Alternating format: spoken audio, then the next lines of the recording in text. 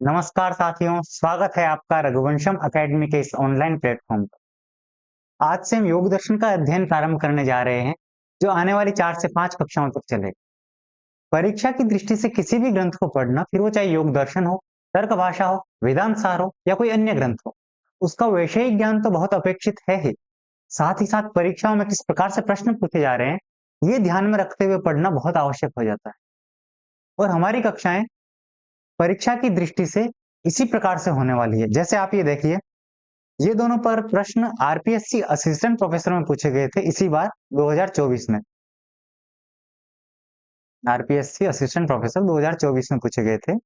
ये देखिए प्रश्न, चित्त भूमिषु इयं नास्ति, पतंजलि मतेन चित्त वृत्तिनाम निरोधः किम उच्यते।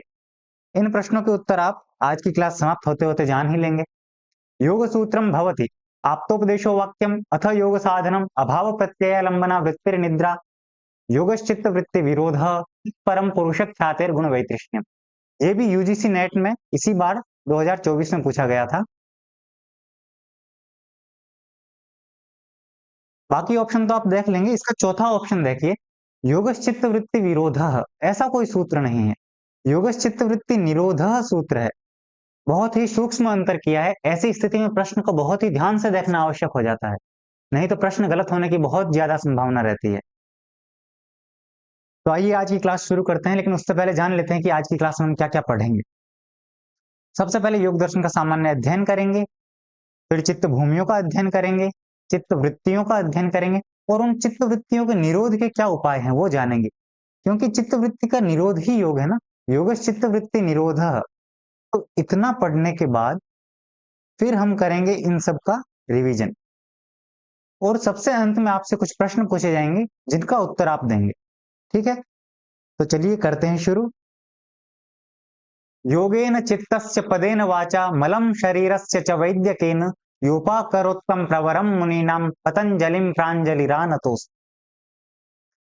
योग दर्शन के रचनाकार महर्षि पतंजलि है, ये तो सर्वविदित है ही। योग दर्शन के दो वाद, एक है सत्कार्यवाद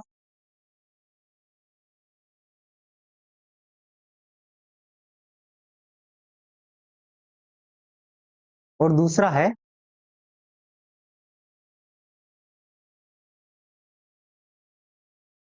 शेषवरवाद।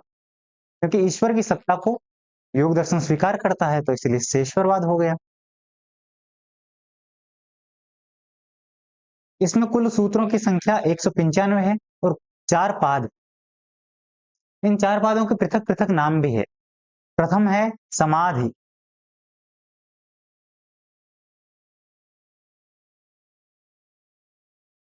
द्वितीय है साधन, तृतीय है विभूति और चतुर्थ है कैवल्य। इनमें सूत्रों की संख्या भी देख लीजिए। समाधि पाद में सूत्रों की संख्या 51 है। साधन और विभूति, इन दोनों में सूत्रों की संख्या 55-55 है। और कैवल्य पाद में सूत्रों की संख्या 34 है। इस प्रकार से इनका कुल योग हो गया 195।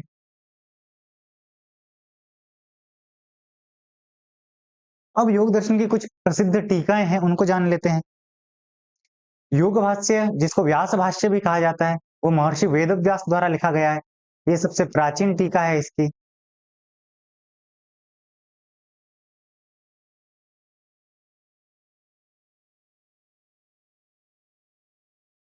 फिर है तत्व वैशारदी, ये वाचस्पति मिश्र द्वारा लिखी गई टीका है। वाचस्पति मिश्र दर्शनों के बहुत ही प्रसिद्ध टीकाकार हुए हैं। जैसे हम साहित्य शास्त्र को पढ़ते हैं, तो बिना मल्लिनाथ के उनका अध्ययन अधूरा है ना, उसी प्रकार से यदि दर्शनों का अध्ययन करना है तो वाचस्पति मिश्र के बिना वो अधूरा ही है। इन्होंने दर्शन के क्षेत्र में बहुत काम किया है। वाचस्पति मिश्र। अगला है योग वार्तिक। योग वार्तिक विज्ञान भिक्षु द्वारा लिखा गया है।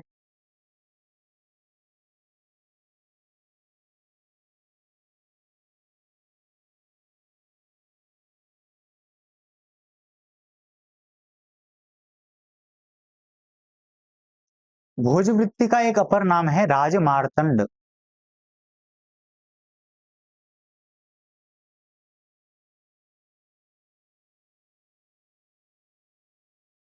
और इस भोजवृत्ति के रचनाकार हैं राजा भोज, जो धारा नरेश थे। और एक है योग मणि प्रभा, ये रामानंद सरस्वती द्वारा लिखी गई है।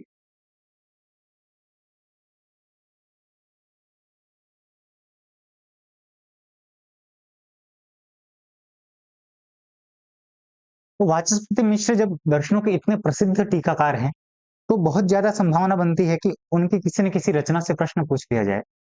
तो उनकी कुछ प्रसिद्ध रचनाएं, इनमें टीकाएं भी है, रचनाएं भी है, देख लीजिए। तत्व वैशारदी, इन्होंने योग भाष्य पर एक टीका लिखी है। सांख्य तत्व कौमुदी, इन्होंने सांख्य कारिका पर लिखी है, सांख्य सूत्र पर नहीं, सांख्य कारिका पर लिखी है। न्याय सूची निबंध, ये न्याय सूत्र से संबंधित रचना है। न्याय वार्तिक तात्पर्य टीका, ये न्याय वार्तिक पर लिखी गई एक टीका है। न्याय कर्णिका, इन्होंने विधि विवेक नामक ग्रंथ पर लिखी है। और ये विधि विवेक मंडन मिश्र द्वारा रचित ग्रंथ है। मंडन मिश्र द्वारा रचित विधि विवेक नामक ग्रंथ पर न्याय कर्णिका नाम की टीका वाचस्पति मिश्र ने लिखी है। आगे भामती टीका, भामती टीका इन्होंने अपनी धर्म पत्नी के नाम पर लिखी है। ये ब्रह्म सूत्र पर सर्व प्रमाणिक टीका मानी जाती है। आगे है तत्व समीक्षा, ये तत्व समीक्षा इनके स्वयं के द्वारा लिखे गए ग्रंथ ब्रह्म सिद्धि पर ही है। ब्रह्म सिद्धि पर तत्व समीक्षा टीका इन्होंने स्वयं ही लिखी है। आगे है तत्व बिंदु, तत्व बिंदु की रचना इन्होंने शाब्द बोध या शब्द तत्व के ज्ञान के लिए की है। और एक है अभिप्राय प्रकाशिका, ये वेदांत विषयक इनकी कृति है। अब आगे चलिए, अथ योगानुशासनम, ये योग सूत्र है जो कि योग दर्शन का प्रथम है। इसमें दो शब्द है, अथ और योगानुशासनम। तो अथ शब्द यहाँ अधिकार के लिए पढ़ा है। अथ इत्ययं शब्दः अधिकारार्थः।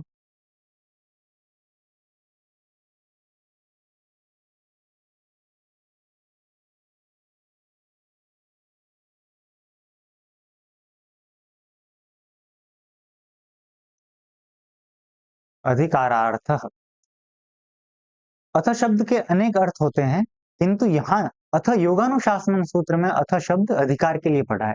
इसका मंगल भी अर्थ है, इसका आरंभ भी अर्थ है, किंतु यहाँ इसका अधिकार अर्थ है। अब अनुशासन किया जाता है, अनुशासन का मतलब होता है शास्त्रम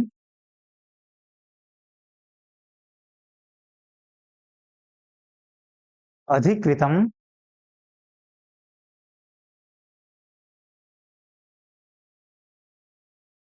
वेदितव्यम,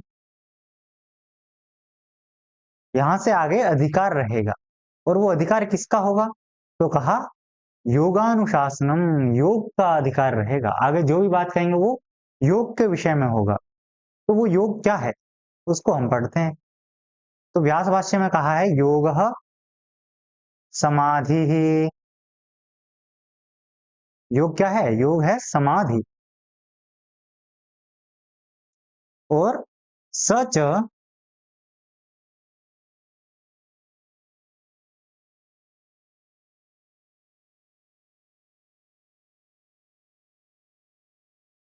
सार्वभौमश्चित्तस्य धर्मः।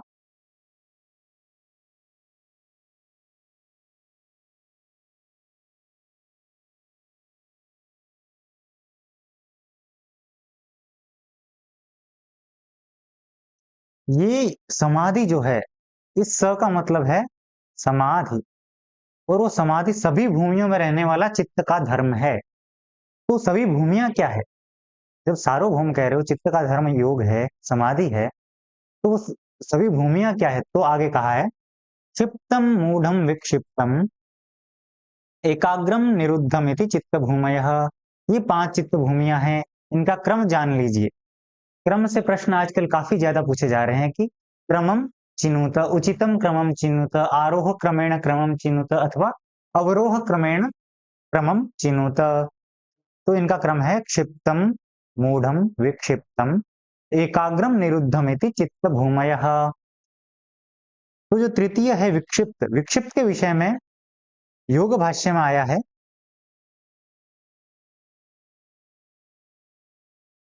विक्षिप्ते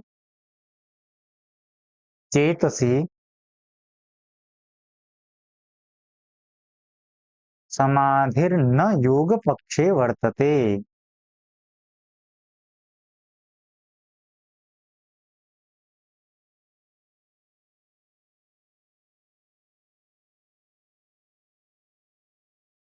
कि विक्षिप्त चित्त में समाधि नहीं होती योग के पक्ष में।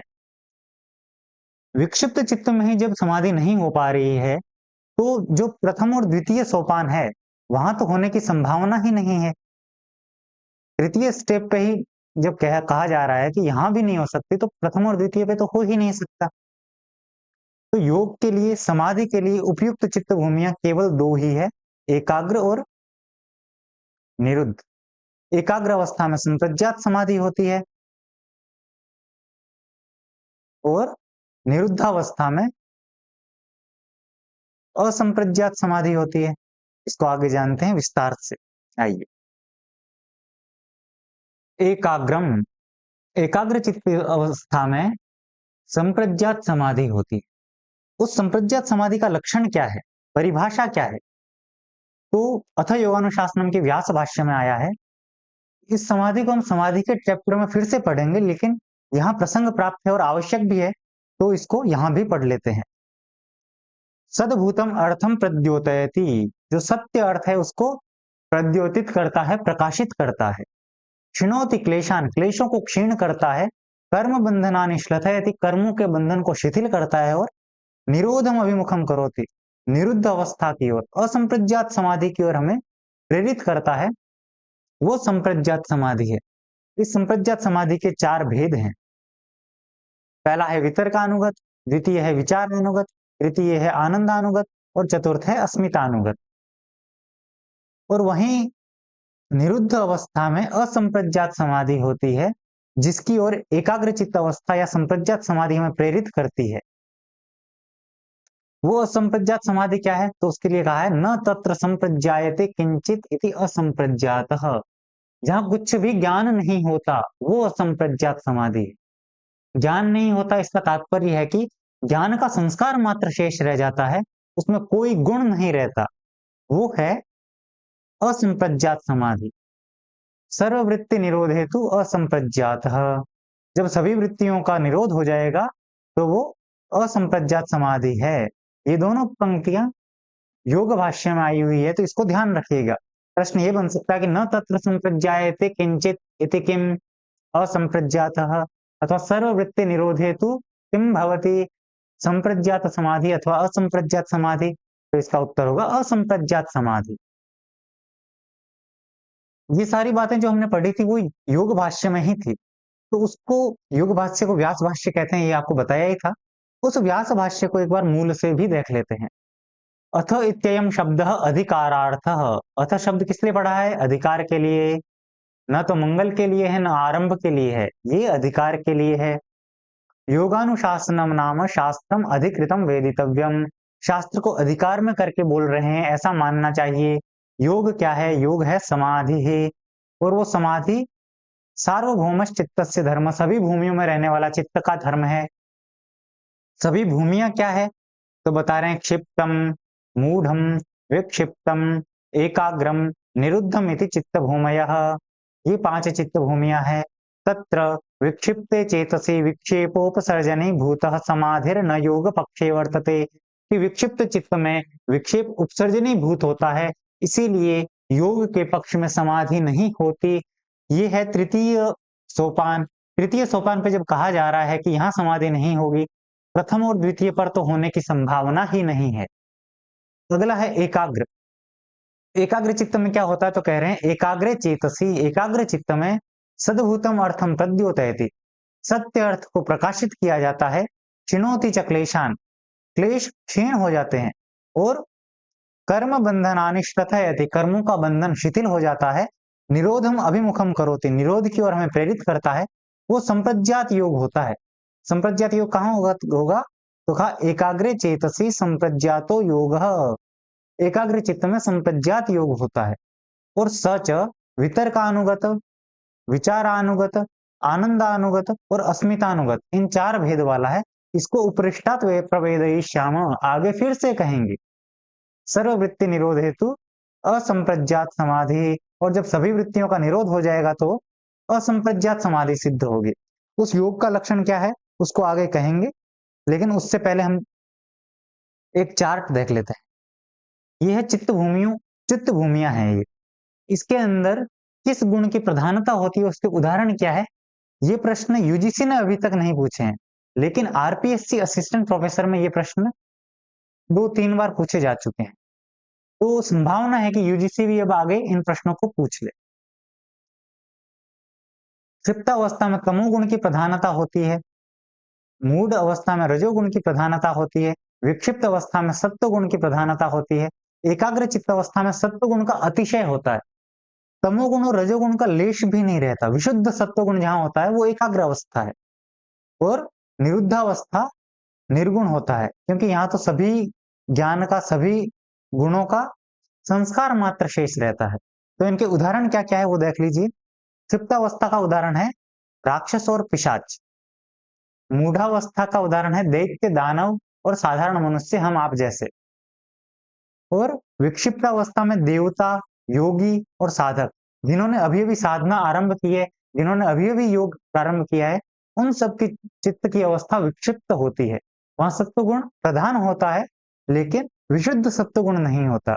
जब विशुद्ध सत्वगुण हो जाता है तो फिर वो संप्रज्ञात योगी बन जाते हैं, उनकी अवस्था एकाग्र हो जाती है। और निरुद्धावस्था का उदाहरण है असंप्रज्ञात योगी। अब आइए योग का लक्षण जानते हैं। योगश्चित्त वृत्ति निरोध। योग क्या है? चित्त वृत्तियों का निरोध योग है। ठीक है, चित्त वृत्तियों का निरोध योग है, लेकिन चित्त क्या है? तो कहा प्रख्या प्रवृत्ति स्थितिशीलत्वा त्रिगुणम। चित्त 3 गुणों वाला है। क्यों? क्योंकि इसमें प्रख्या है, ज्ञान होता है, प्रवृत्ति यानी कर्म करने की शक्ति होती है, चंचलता होती है, और स्थिति यानी आलस्य भी होता है, कुछ न करने की इच्छा होती है कभी। तो वो ज्ञान, कर्म और स्थिरता तीनों होने के कारण ये तीनों गुणों से युक्त है। प्रख्या प्रवृत्ति स्थितिशीलत्वात् त्रिगुणम किम, तो वो है चित्त। इस चित्त वृत्ति का निरोध योग है। उस निरोध, जब हम निरोध कर लेंगे तो क्या होगा? तो बताया निरोधे सति, निरोध के होने पर तदा यानी निरोधे सति द्रष्टुः स्वरूपे अवस्थानम, दृष्टा का अपने स्वरूप में अवस्थान हो जाएगा, अपने स्वरूप में अवस्थिति हो जाएगी। और जो लोग इतरत्र यानी इससे भिन्न है, जो निरोध नहीं कर पाएंगे, उनका क्या होगा? तो वृत्ति सारूप्यम, जैसी चित्त की वृत्ति होगी वैसा ही ज्ञान बना रहेगा। और जो चित्त वृत्ति का निरोध कर लेंगे उसका दृष्टा का अपने स्वरूप में अवस्थिति हो जाएगी। तो वृत्तियां क्या है, कितनी है, इसको जानते हैं। वृत्तयः पंचतयः क्लिष्टा क्लिष्टा। वृत्तियां 5, ठीक है, लेकिन क्लिष्ट और अक्लिष्ट भेद से 2 है। क्या है क्लिष्ट, क्या है अक्लिष्ट, ये देख लीजिए। क्लिष्ट कहते हैं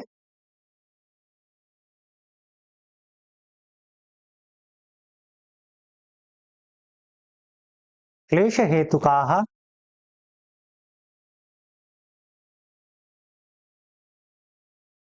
कर्माशय प्रचये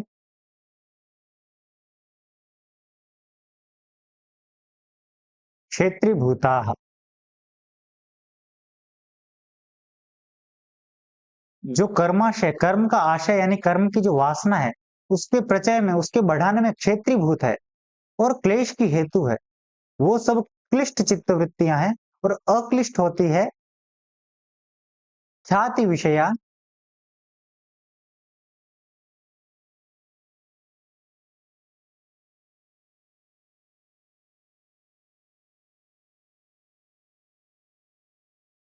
गुणाधिकार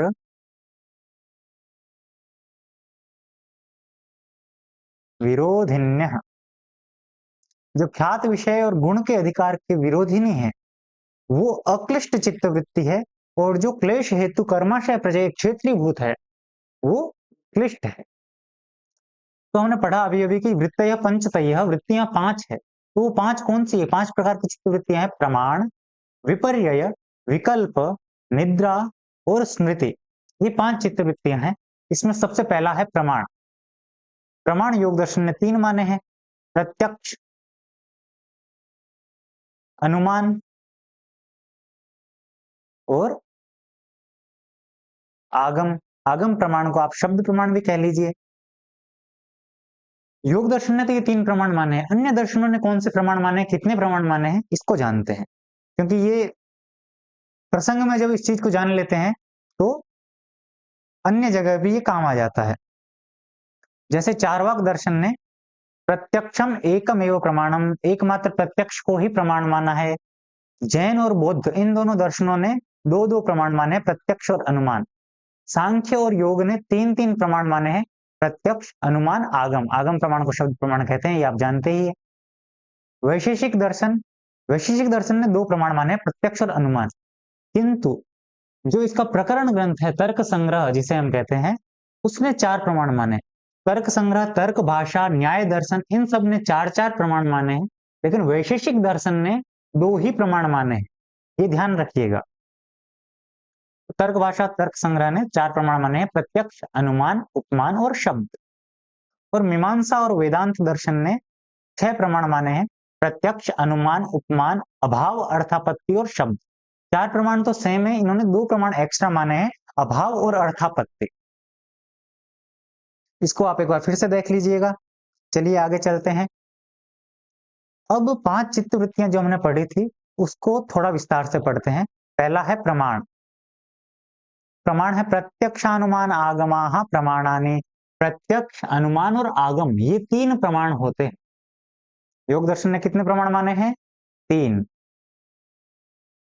आगे है विपर्ययः। दूसरी चित्तवृत्ति है विपर्यय। विपर्यय किसे कहते हैं? तो कहा विपर्ययो मिथ्या ज्ञानम। मिथ्या ज्ञान विपर्यय कहलाता है, जो कि अतद्रूप प्रतिष्ठम, जैसा है वैसा न मानना, ये अतद्रूप प्रतिष्ठम है और उसी को विपर्यय कहते हैं। मिथ्या ज्ञान यानी अज्ञान या अविद्या कह लीजिए।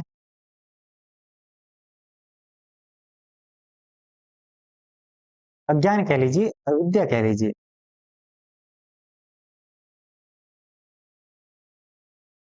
इसके व्यास भाष्य में पंक्ति आई है, सेयम अविद्या भवति पंच पर्वा। सेयम पंच पर्वा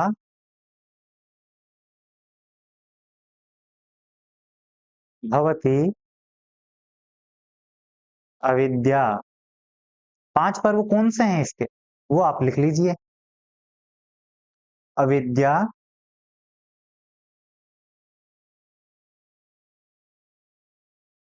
अस्मिता, राग, द्वेष और अभिनिवेश। इन 5 के 5 पृथक नाम भी हैं, वो भी मैं लिख देता हूं। इनको तम, मोह, महामोह,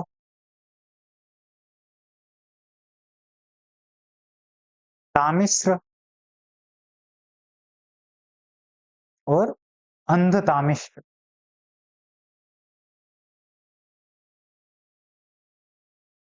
इन 5 नामों से भी जाना जाता है। ठीक है, तो प्रमाण हमने पढ़ लिया, विपर्यय पढ़ लिया। विपर्यय किसे कहा है? विपर्ययो मिथ्या ज्ञानम अतद्रूप प्रतिष्ठम। इसमें मिथ्या ज्ञान का मतलब है अविद्या, और वो अविद्या 5 पर्व वाली होती है, 5 रूपों वाली होती है, जो कि अविद्या, अस्मिता, राग, द्वेष और अभिनिवेश। इनके 5 पृथक नाम भी है, जो तम, मोह, महामोह, तामिश्र और अंध तामिश्र नाम से भी जाने जाते हैं।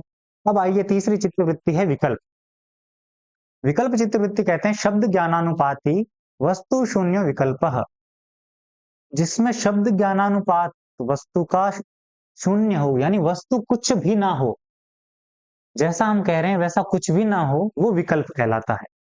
और वो विकल्प न प्रमाणोपरोही न विपर्ययोपरोही, न उसका अंतर्भाव प्रमाण में कर सकते हैं न विपर्यय में कर सकते हैं, इसीलिए विकल्प नाम की पृथक चित्तवृत्ति है। तो शब्द ज्ञानानुपाती वस्तु शून्य किम, तो विकल्पः। ठीक है। अगली चित्तवृत्ति है निद्रा। निद्रा कहते हैं अभाव प्रत्ययालंबना वृत्तिर निद्रा, जहां अभाव हो इसका, प्रत्यय आलंबना, प्रत्यय कहते हैं ज्ञान को और आलंबन कहते हैं आश्रय को। तो ज्ञान के आश्रय का जहां अभाव होगा वो चित्तवृत्ति क्या कहलाएगी? वो चित्तवृत्ति निद्रा कहलाएगी। अभाव प्रत्यय लंबना वृत्ति ही का सा निद्रा। और पांचवी चित्तवृत्ति है स्मृति। स्मृति कहते हैं अनुभूत विषय असंप्रमोश स्मृति, अनुभव किए गए विषयों का असंप्रमोश, भूला न जाना, विस्मरण न होना, खोया न जाना, वो कहलाता है स्मृति। अनुभूत विषय असंप्रमोश, अगर इकट्ठा करेंगे तो अनुभूत विषया संप्रमोश स्मृति। इस प्रकार से हमने पांचों चित्तवृत्तियों को पढ़ लिया। अब उन चित्तवृत्तियों के निरोध के क्या उपाय है ये जान लेते हैं। निरोधोपाय अभ्यास वैराग्याभ्याम तन निरोध। दो उपाय है, या तो अभ्यास से आप उनका निरोध करो या फिर आपको वैराग्य हो जाए तो आप उनका निरोध कर सकते हैं। अभ्यास क्या है? कहा तत्र स्थितौ यत्न अभ्यास, स्थिति का यत्न, स्थिरता का यत्न अभ्यास कहलाता है। और वो अभ्यास सिद्ध कैसे होता है, अभ्यास दृढ़ कैसे होगा? तो उसके लिए अगला सूत्र दिया है स तु, स यानी अभ्यासः, सह अभ्यासः दीर्घ काल नैरंतर्य सत्कारा सेवितो। जब दीर्घ काल तक निरंतरता पूर्वक और सत्कार पूर्वक उसका सेवन किया जाएगा ना, तब वो दृढ़ भूमि हो जाएगा, एकदम दृढ़ हो जाएगा हमारा अभ्यास। तो उस अभ्यास के द्वारा चित्त वृत्तियों का निरोध किया जा सकता है। या फिर दूसरा उपाय था वैराग्य। उस वैराग्य के दो भेद है, एक तो वशीकार वैराग्य और एक पर वैराग्य। वशीकार वैराग्य क्या है? कहा दृष्टानुश्रविक विषय वितृष्णस्य वशीकार संज्ञा वैराग्यम। दृष्ट और आनुश्रविक विषयों का, उनकी तृष्णा से जब रहित हो जाएंगे, हम वितृष्ण हो जाएंगे, तो वशीकार संज्ञा वाला वैराग्य होगा। और दूसरा है तत्परम पुरुष ख्यातिर गुण वैतृष्ण्यम। और पर वैराग्य किसे कहा? तो अगर पुरुष की ख्याति होने पर, पुरुष का जब ज्ञान हो जाएगा, तो गुणों की तृष्णा से रहित हो जाना, वो पर वैराग्य कहलाता है या परम वैराग्य कहलाता है। जब दृष्ट और आनुषंगिक विषयों की तृष्णा से रहित होंगे तो वशीकार संज्ञा वाला वैराग्य होगा। और वहीं पुरुष की ख्याति हो जाने पर गुणों की तृष्णा से रहित हो जाना, ये पर वैराग्य या परम वैराग्य कहलाएगा। तो ये निरोध के उपाय भी हमने जान लिए।